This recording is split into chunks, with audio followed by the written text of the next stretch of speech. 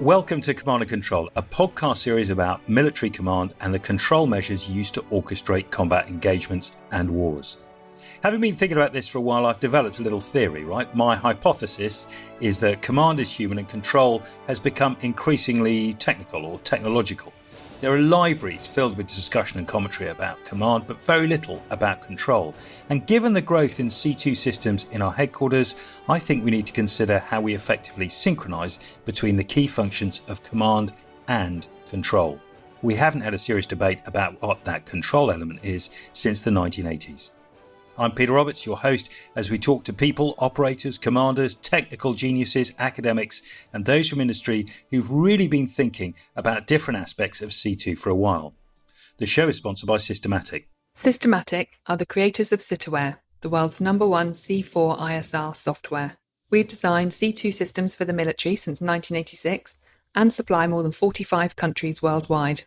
With a heritage built on innovative development and rigorous testing, this is a proven in-service solution based on real customer requirement and tailored to fit your needs. When we talk about command and control, people simply think of putting dots on a map, perhaps. In numerous Hollywood depictions of war, for example, headquarters are based around maps, whether digital, paper or sandpits, an attempt to establish a common operating picture or a COP, somewhere where real-time, accurate positions of all troops are, where intelligence on the enemy is held, and providing the commander with the fullest possible picture of the battle space and the options available to him. This is all in one place. This endeavour to provide certainty and hard data has become an industry in military headquarters and commercial solutioneers too. There is, at the moment, lots of holographic COP tools being sold to militaries, peddled as some kind of nirvana in C2 terms. Yet this, the COP, is but a small part of the C2 game. The key is not just knowing where everything is and making decisions about what the next move should be, but also of issuing orders to subordinates and keeping superiors informed. Doing that all better and faster than the adversary is often considered a key attribute for success. In how to win, rather than how to operate, in a peer or near-peer war, time is considered vital, and the ability to share commands faster than an adversary becomes a critical function of campaigning. Thus, the ability to plan and create orders rapidly enables a different operating tempo to be achieved, ensuring dissemination works to outpace opponents. So it's not just COP functionality that's needed, it is, and will continue to be, the functionality to send orders and plan together that's been shown to be vital. Commanders need that ability to plan and create orders rapidly, in sequence and in parallel, enabling a different operating tempo. And dissemination must work at a speed that outpaces the opponent. And if the above is true, then a new orders process has got to be embraced, right? Or is speed an overrated function, something of a Marcus Aurelius approach perhaps, that just allows us to make mistakes faster instead of better? Is there something from history that tells us that commanders need to give subordinates more freedom and space and fewer orders to be successful? Can we afford this on a modern battlefield? These are weighty questions. It's hard to find someone who has the experience and understanding to cover all of this. But never fear, dear listener, we've managed to persuade Lieutenant General Ben Hodges to come on the show. Ben retired from the US Army as a 3-star general. His last assignment was as Commander US Army Europe. And from the start of his career, Ben has been involved in command and control. As an infantry lieutenant in Germany, he commanded infantry units at the company, battalion and brigade levels in the 101st Airborne and in Operation Iraqi Freedom.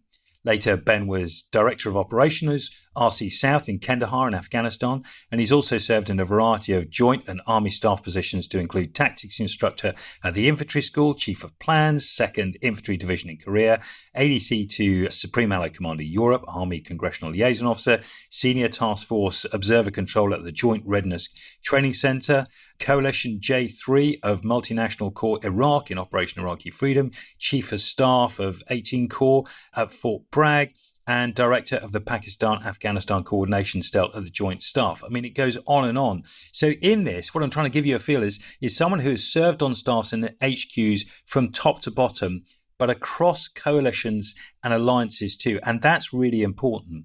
Ben has been a keen observer of modern conflict too. So this isn't just seated in some kind of historical narrative. And he's often found commentating now for global media outlets on everything, including the Russian invasion of Ukraine. I've found it really hard to think of someone who can help us wade through these really difficult discussions. But I really believe Ben is one of those. Ben, listen, I'm delighted to welcome to the show. Thanks for agreeing to do this.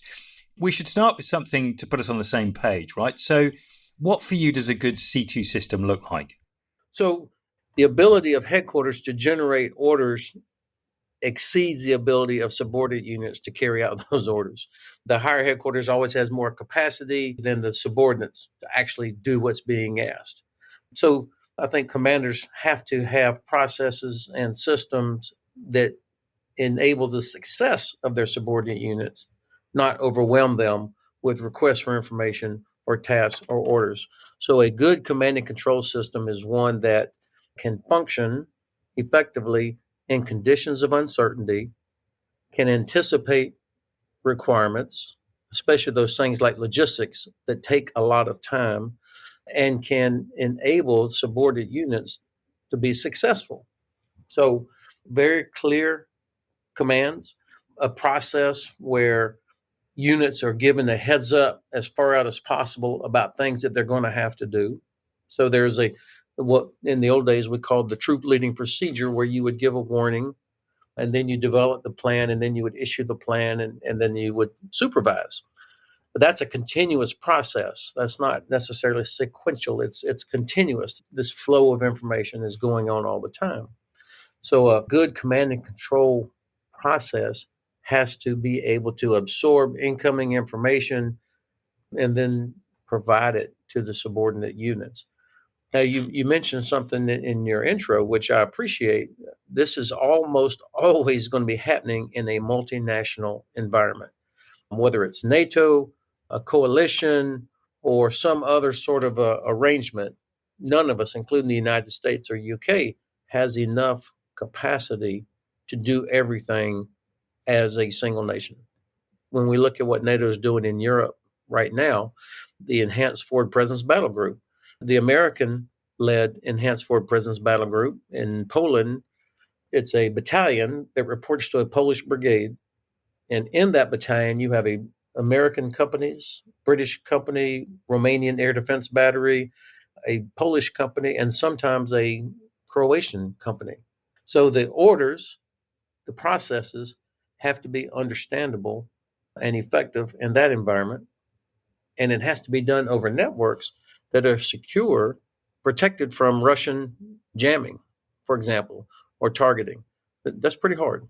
I want to come back to the coalition part at the end, but if we slightly simplify it down, there seems to have been a huge amount of effort over the past 15 years to generate this COP, the Common Operating Picture, right? It's almost been seen as perfection of a headquarters.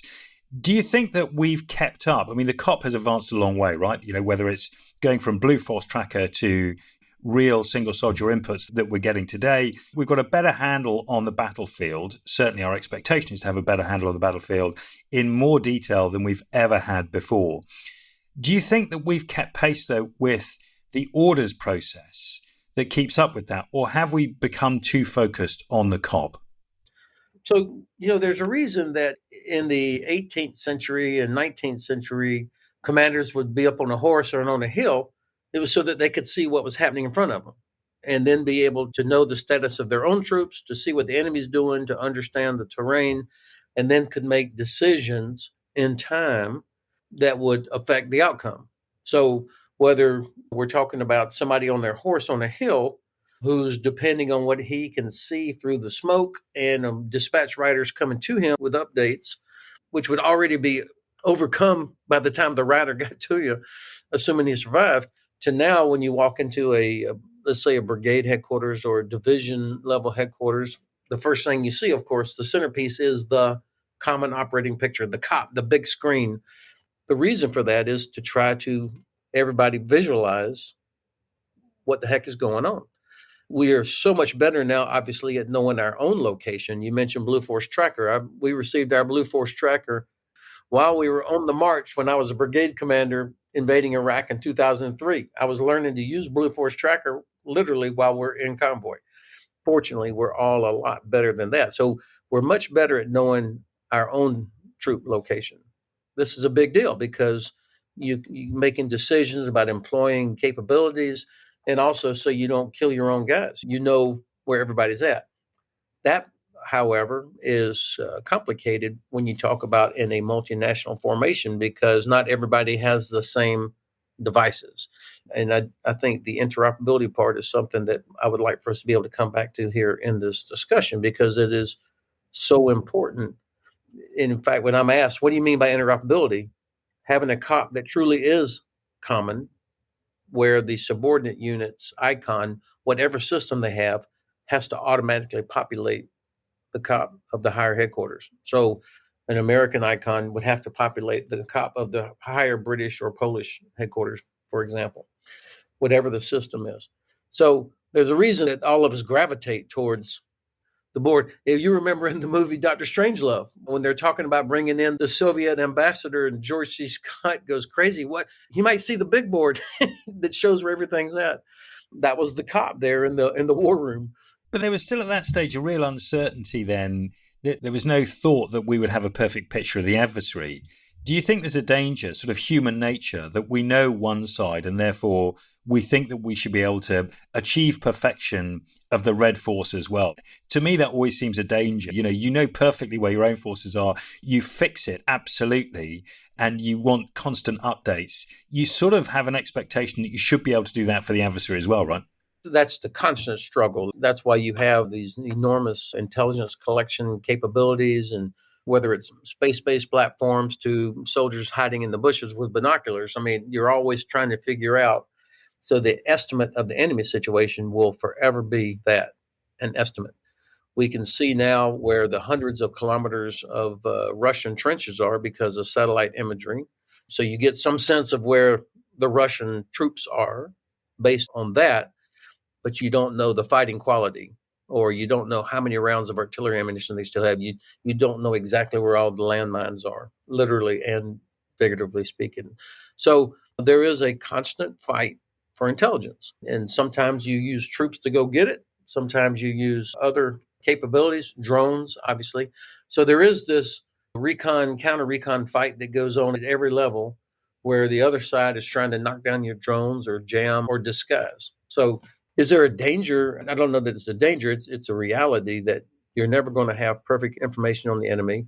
You have to assume the enemy is always going to be aware of your reconnaissance and surveillance capabilities. And so they're going to do everything they can to either deceive or block or disrupt that.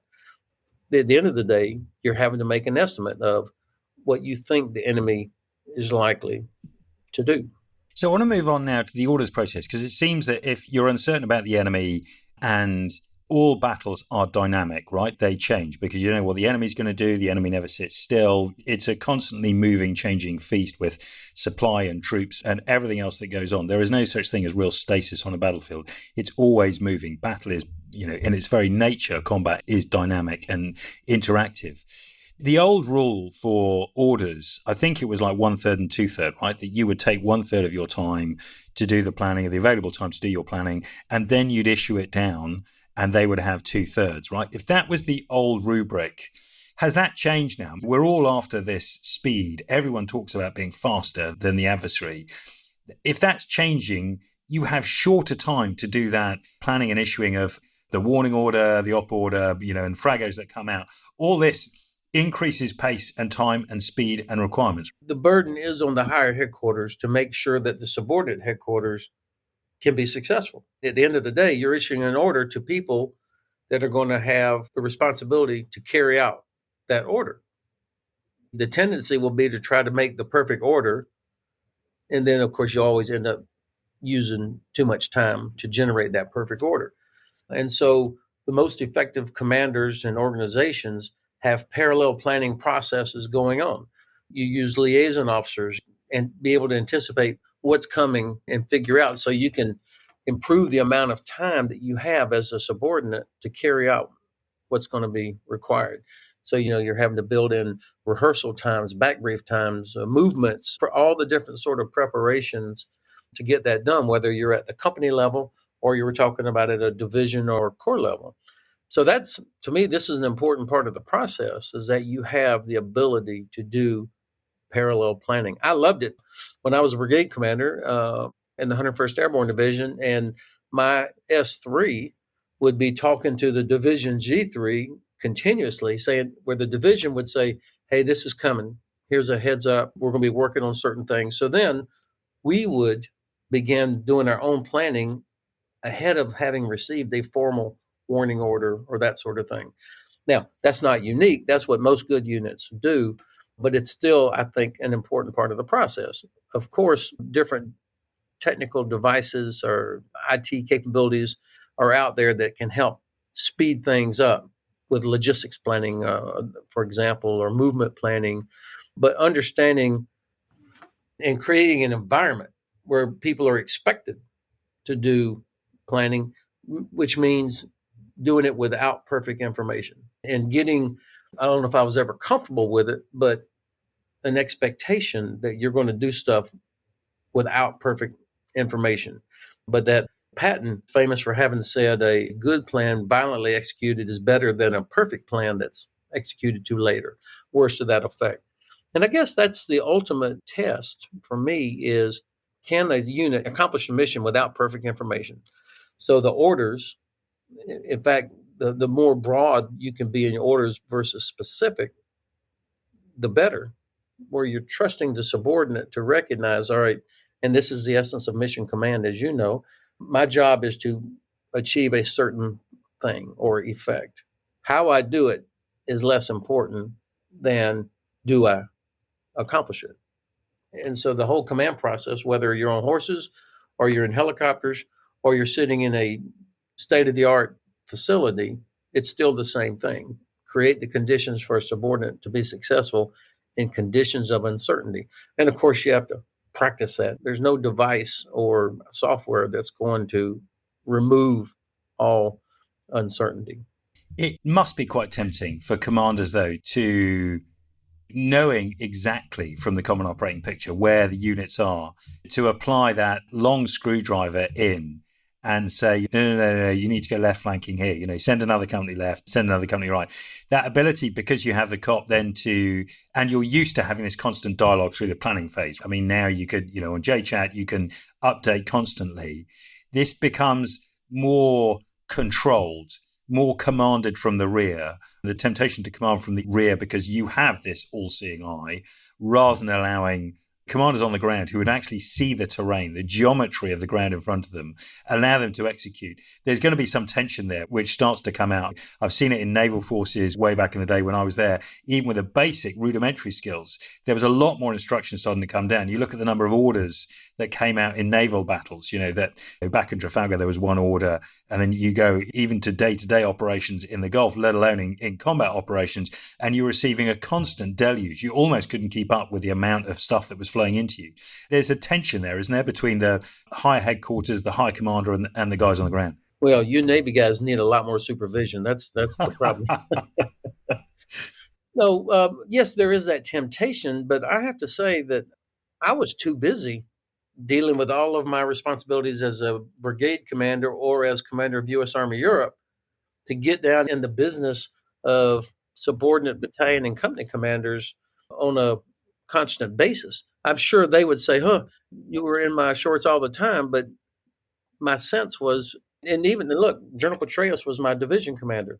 There's a pretty active guy there, but I never, ever experienced a situation with even a very energetic commander like him, who was constantly thinking, constantly pushing, constantly anticipating opportunity, where he was, hey, why didn't you go left instead of right?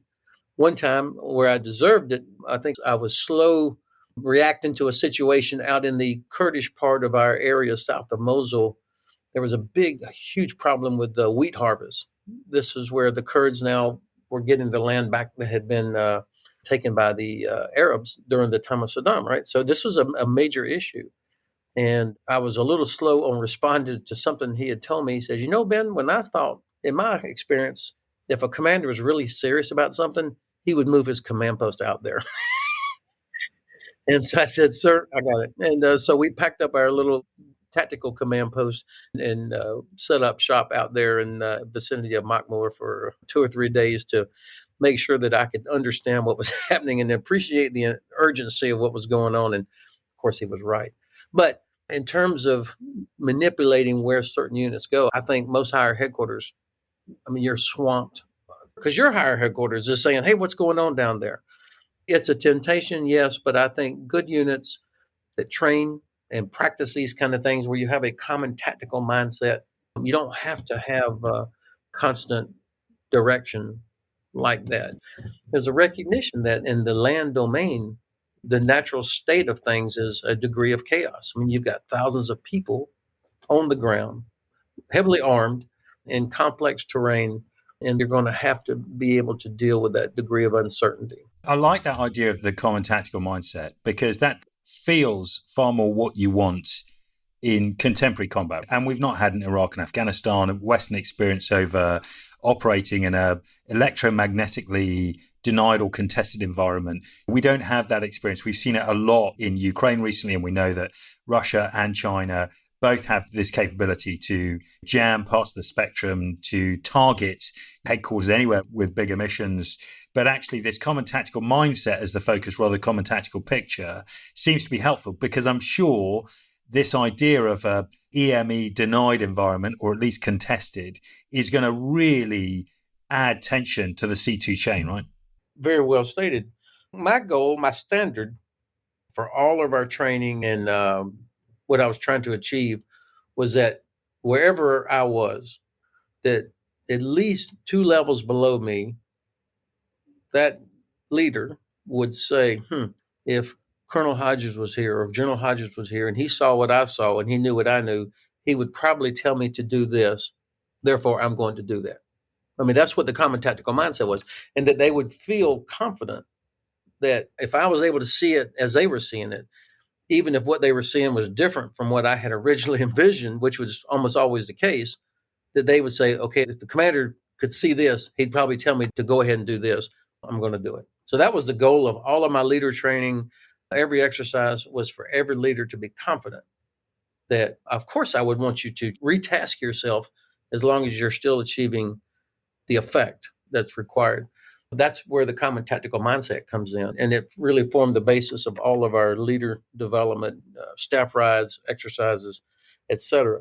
Now, you also hit on a very important point, Peter, the survivability of headquarters. There's a reason so many Russian generals have been killed in this last 17 months or so in Ukraine is because they're out yakking on their cell phone, undisciplined, and in headquarters that generate enormous signatures.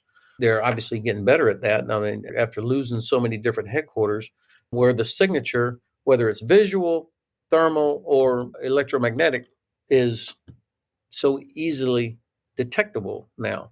And then, of course, you've got weapons that can go 150, 200, 300 kilometers that can destroy those kinds of headquarters with precision. So I think certainly in the U.S. military, where we have had these gigantic headquarters, you're seeing a real push to, for survivability purposes.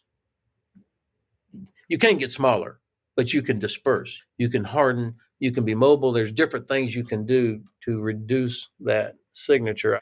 Until you can reduce the requirements on the headquarters, you're going to end up with these larger headquarters at higher echelons.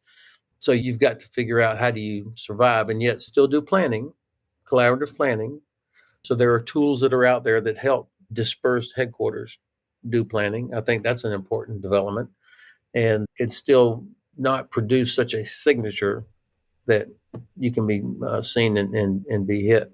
What about for the future then? We saw Iraq and Afghanistan, certainly, we saw the expansion of headquarters, right? They grew and grew and grew. Core headquarters just became huge beasts of themselves. The logistics requirement to run, core headquarters was really significant. If we're seeing this ability to plan in parallel, as well as in sequence, we see the requirements start to increase. We see the electromagnetic challenge that's happening. We see the deliberate targeting of headquarters, the range of weapons. What does the future hold for C2? Is it even greater delegation? And if that's the case, how would you orchestrate some of those capabilities that you traditionally hold back at formation level at brigade div or higher, that's where effort gets apportioned. That's where the battle is controlled. It's how it's orchestrated. The conductor there being the commander and the three shop getting this stuff done. In the future, what do you think that looks like as a dynamic? Is it far more of an organism that is able to constantly communicate and breed and talk? Or do you have to delegate more and perhaps, I hate this word, but take more risk? I was always surprised when I was the CJ3 at Multinational Corps Iraq. We were in the Alpha Palace at Victory Base. And then when I was Director of Operations, Regional Command South in Kandahar, almost every week I would bump into some new headquarters or somebody. Now, who are you? Sir, I'm the XYZ. I bring a special capability for you. All these things start showing up that I had never seen in any exercise. And so you have to figure out, oh, good, you're the space guys. I didn't even know we had space guys. And so they show up, or, of course, contractors that are out there. There's just a lot of stuff that you never get to train with. And so the dream would be, as much as possible, you get to actually do an exercise before you deploy with the entire team. That includes, and so much in the U.S. military is based in the Army National Guard or the U.S. Army Reserve that we need, but you can't always get them for mobilization reasons for all the exercises. But as much as possible, being able to get everybody together from that Star Wars bar scene that your headquarters eventually turns into. But it's a good thing because these were capabilities that the department or the government would push into the fight to improve our ability to understand, to see, and to deliver effect. Special operators constantly moving through your area. So at first, I think people get frustrated. Hey, I'm the battle space owner. You guys come in and blow stuff up and then leave, and I'm left cleaning up the mess. But as I matured and we get more experience, you realize you want those special operators killing bad guys in your area, but you need some sort of process where you can protect the operational security of this special operations element, but you don't accidentally have a fratricide event. And you don't hear about them being somewhere when the local mayor calls them and said, hey, your guys just came in here and killed somebody. So figuring that part out, but that's something that requires trust. And the special operators don't think that we're trying to control them, that we actually need them to be successful, but we don't want to have an accident involved in them. So this is part of the process and the environment as well. General Nick Carter was my commander in Regional Command South. So we had a British-led headquarters, but he had about 60,000 Americans under his command there. And you had British, Canadian, American, Australian special operators moving through the area all the time. And then you had Air Force would show up from different air forces coming in doing missions. So trying to coordinate all that and work it out. But that was an environment, Peter, where we were at Kandahar Airfield. The only threat to our headquarters from an enemy standpoint was the occasional rocket that would be launched from somewhere outside the perimeter into CAF, Kandahar Airfield. So we didn't worry about signature management. It was enormous. That's a different environment than what we see in Ukraine now. So one of the things you touched on then in your last response was OPSEC and trust. And these are fairly fundamental to headquarters, to planning, to military operations as a whole, right? Those are two fundamental tenets on which the whole military machine operates. When you're operating in a coalition, perhaps less an alliance, where you've known at least the countries, some of the formations, some of the commanders for a while, but an ad hoc coalition which is thrown together, this is difficult. Everything we've talked about over the past 30 minutes has been as if we're talking to each other in a single language.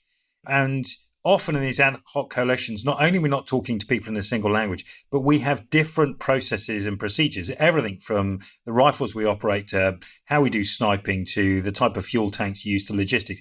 The complexity that you add in multinational operations, ad hoc, at the extreme end, and it gets easier, I guess, as you go through alliances, this must complicate the C2 picture enormously, right? Because the person reading the orders, the person you're having a conversation with, their first language isn't English or Polish or whatever the commander's first language is.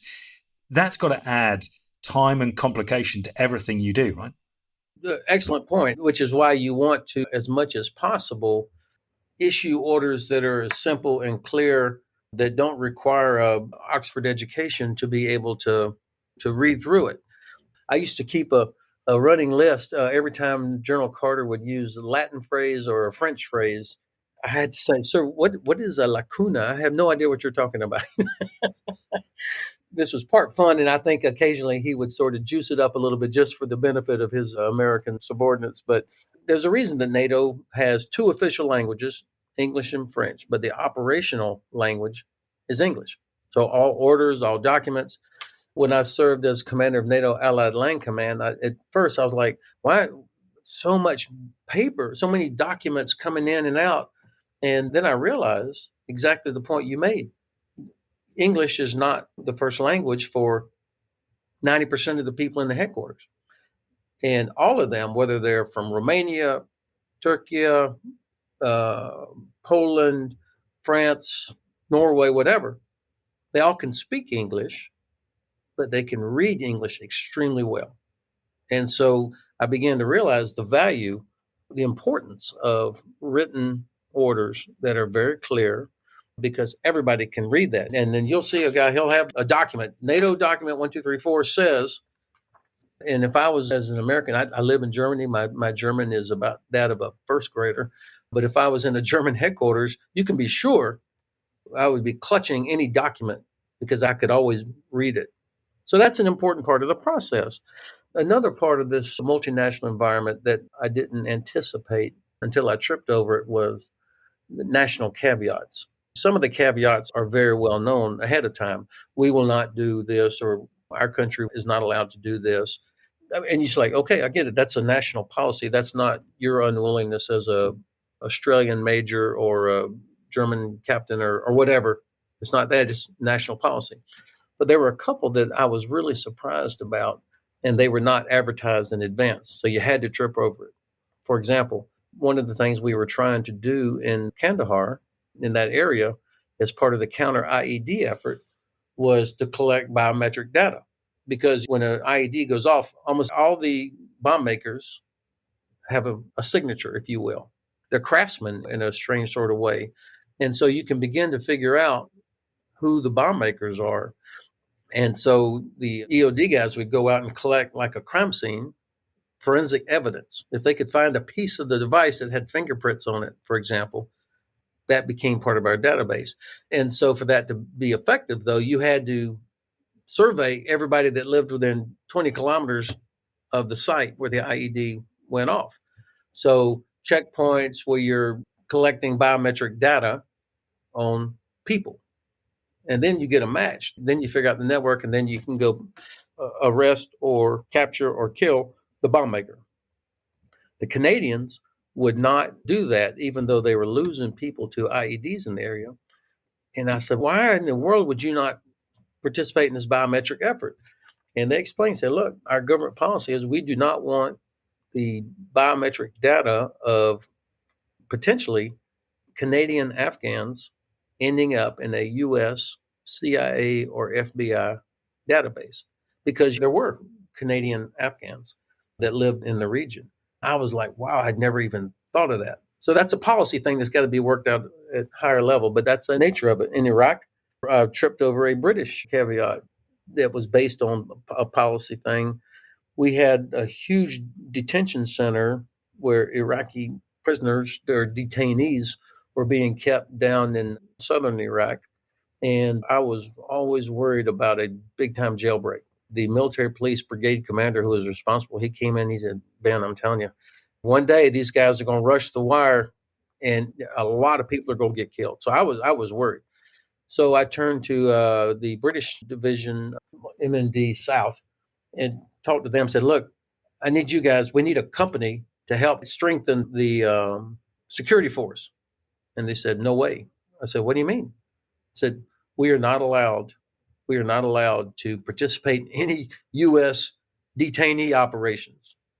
I'm like, you got to be kidding me. And I said, how about this? How about if you provide a company to relieve this other American company that's guarding a logistics site on the main highway, So I can take that company and put them at the detention center. No way. So as you can tell, that's stuck in my memory because it was about policies that are manifested by caveats that I had to find out about it the hard way. At the end of the day, thankfully, we did not have a gigantic jailbreak, but now part of the multinational orders process is making sure that you don't get surprised during execution, but smoking those things out in the planning process.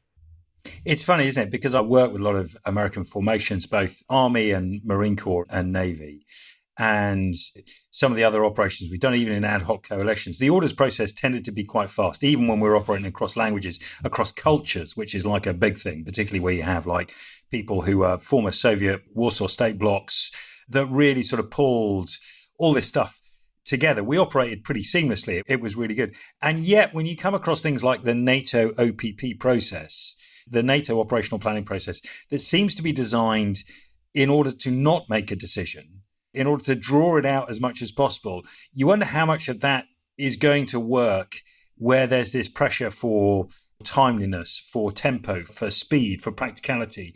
And I acknowledge that NATO OPP might be the best way of getting full coalition buy-in. But the reality is that a lot of this stuff has to be amended, as doctrine is in battle, right? You take your doctrine and you amend it for the battle you're in. For alliances with a long-standing doctrine, breaking some of that stuff out and forcing it to function in a way that operates with the context you're in is really important, right? What does all this mean for an orders process for the future? Well, first of all, it highlights the importance of standards. I mentioned the common tactical mindset. That's one aspect of it, but NATO does have a set of standards for how to do certain things. And those are created in recognition of an understanding of the nature of coalition warfare. To have standards so that whether you're from the US, UK, Canada, or Romania, or Bulgaria, or Estonia, everybody knows this is how you do this sort of certain thing. So that's one part of it. The second part, and I've mentioned exercises 2 or 3 times, the exercises are so important, and you have to exercise to the point of failure. If you ever do an exercise and nobody fails, then what a colossal waste of money. You have to put pressure on the command and control systems, on the logistics, to find where those weak points are. I have tried to figure out, how was I so wrong about Russian capabilities? I had grossly overestimated Russian capabilities. And so as I reflected on it, one thing obviously I failed to anticipate or appreciate was the depth and impact of corruption in the entire system and the lack of trust inside the structures. And we see the hatred now between the top leaders on the Russian side, the rivalry there. So that's one thing that I did not anticipate. But another thing that I had not realized or truly appreciated was on their exercises. These are not exercises to the point of failure. They're gigantic demonstrations. Now, sure, you can practice a lot of big logistics, and they certainly have always been able to move a lot of stuff real far, real fast. But the decision-making, there's no free play in these Russian exercises. They're demonstrations. And so when you encounter the reality of a gigantic lethal battlefield, as they did fighting against Ukraine, their shortcomings were immediately exposed. I mean, if you've been training in a really tough environment, or if you had a lot of really tough actual operational experience, you would not have a general officer yakking on his cell phone. You would have learned that in an exercise or in combat, you're going to die.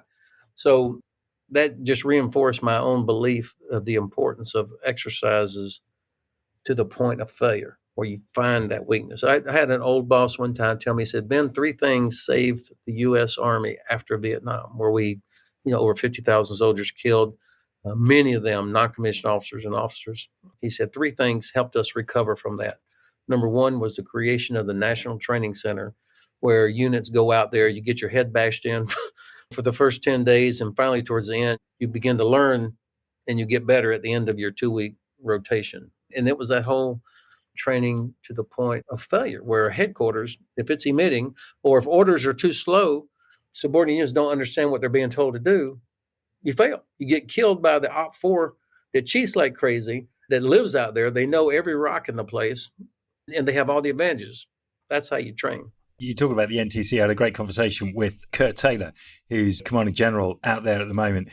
Absolutely incredible what they put both the troops through, but also the headquarters command elements, which I think is phenomenal. Now, listen, about very quickly, my last question. I know we're running out of time, but last week I was down in Warminster and I met some really impressive captains who are running the Captain's Warfare course at Land Warfare Centre in Warminster. Just an incredible bunch of people, a phenomenal amount of enthusiasm and experience and understanding and desire. If you were talking to those guys and you were offering them one bit of advice about command and control that you've learned across your experience that you think is going to stand the test of time, what would it be? Make it clear the desired outcome that you want and then get out of the way. I mean, let the innovative talent, the creativity of young officers now, that's the key to victory.